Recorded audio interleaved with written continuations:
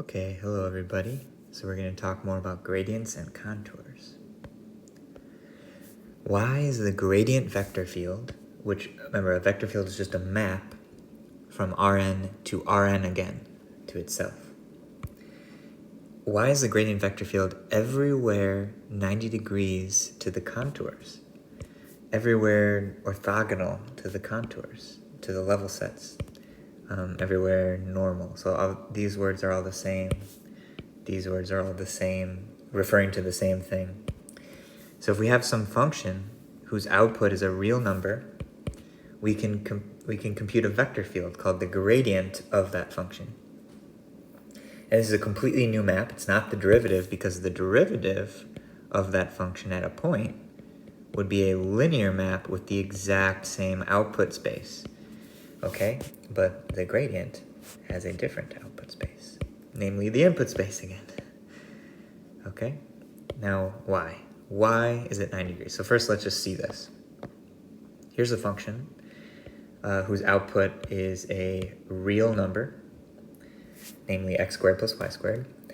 And if we look at the input space, what we see is here are the contours. Well, actually, here is the output space.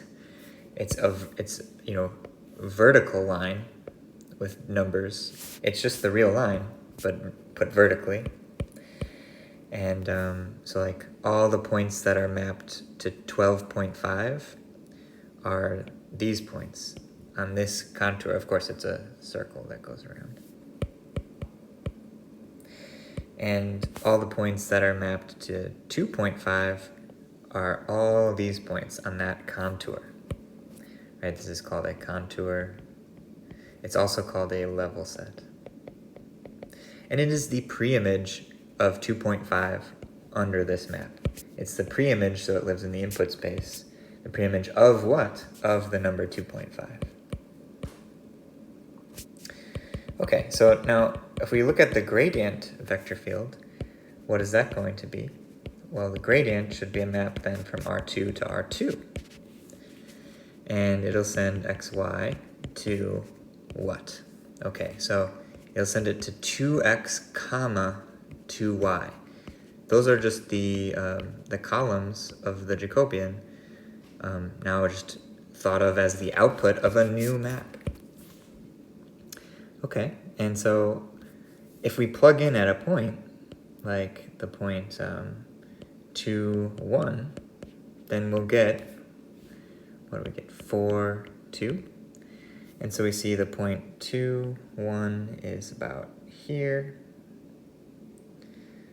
And at that point, we have a vector that's going 4 units to the right and 2 units up.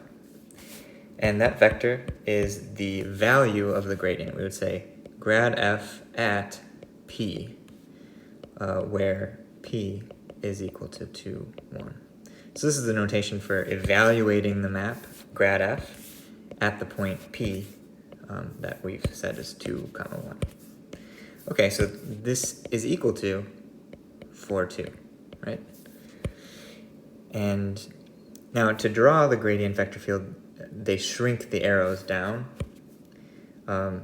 Otherwise, there's just too many arrows and you can't tell what's happening.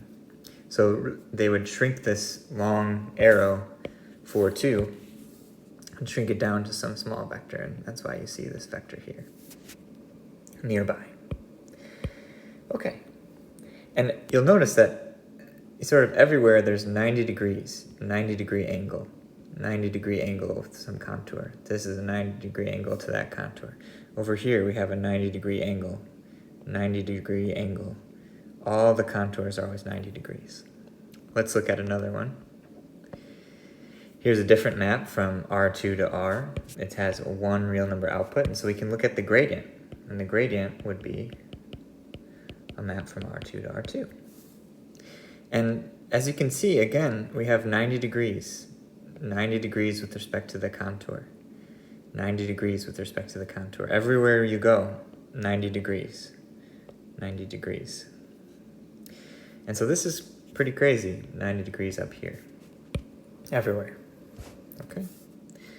And over here, Again, now here's a more familiar function. It sends it to this real number output, and so we could take the gradient, and the gradient will be the input space back to itself. A new map. And again, you can see 90 degrees, 90 degrees, 90 degrees with respect to this contour, etc., etc. There's 90 degrees. And even in higher dimensions, here's this map from R3 to R, giving these numbers. We know the contours of this map because that's problem 2 or 3, I forget. And so for example, here's one of them. That's one of the contours. It's this surface that has 2 pieces. And as you can see, it's 90 degrees. Can you see that vector? I just drew over it, but there's a vector there, and it is 90 degrees on that surface, okay? And then there's other surfaces, there's other contours, like this contour. And that contour, has another part over here. And that's like a nice connected surface that we've seen before. It has a top part too. And as you can see, again, 90-degree angle. And so this is pretty crazy that everywhere these gradient vectors are always 90 degree to the contours. Here the contours are contour surfaces. They're 2-dimensional. And over here, the contours are, curves. They're 1-dimensional contour. Okay. Why is this the case? So let's think about it. Now, remember our formula. F of p plus v is basically f of p plus the derivative of f at p applied to v.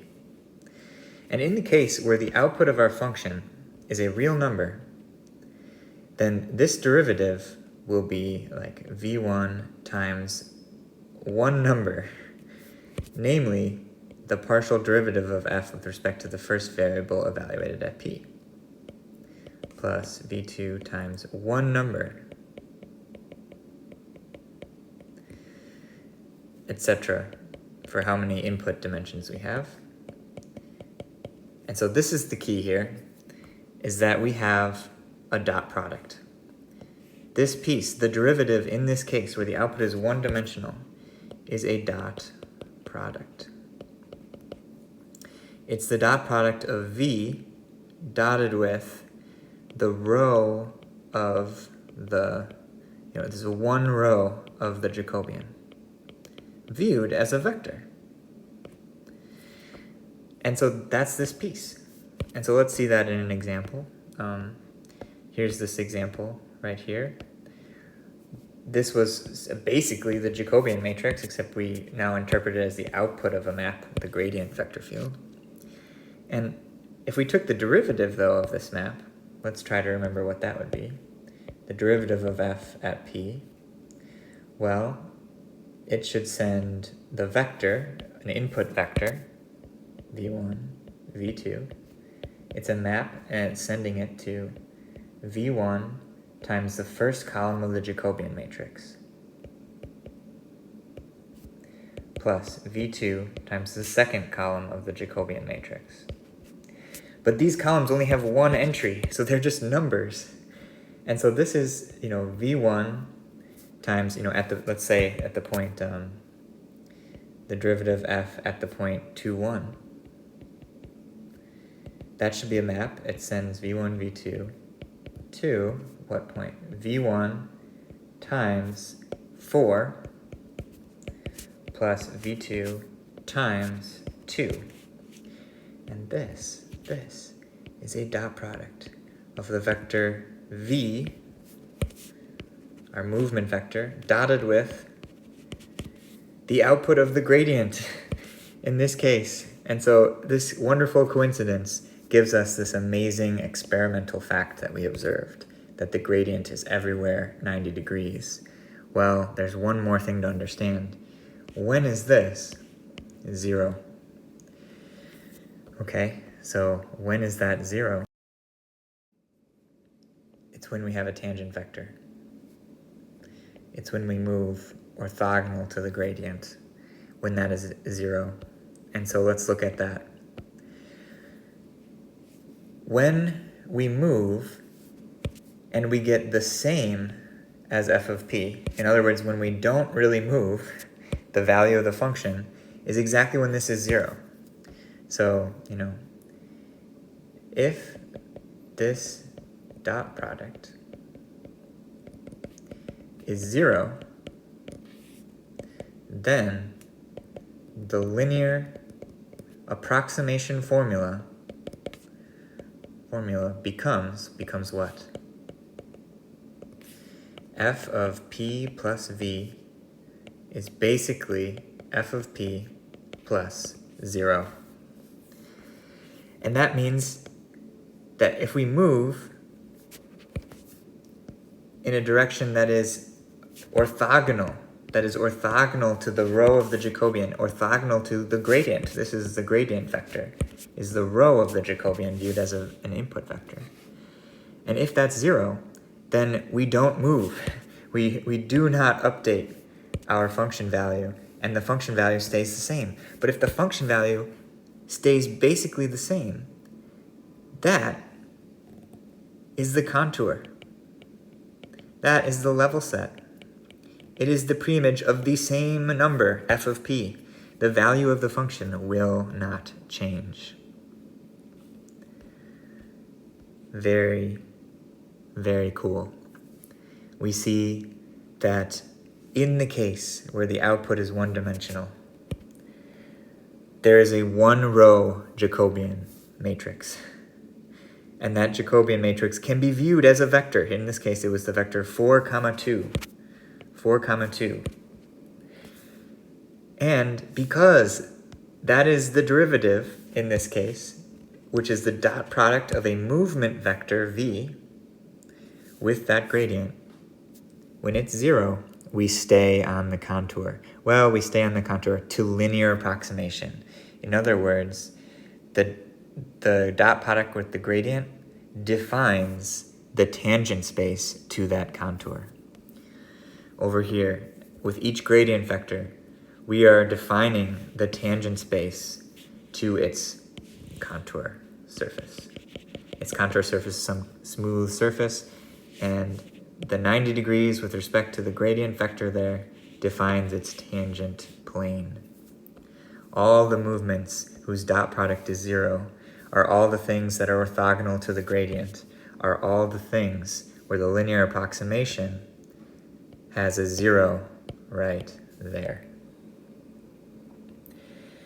This will take some time to think about, but it's worth your time.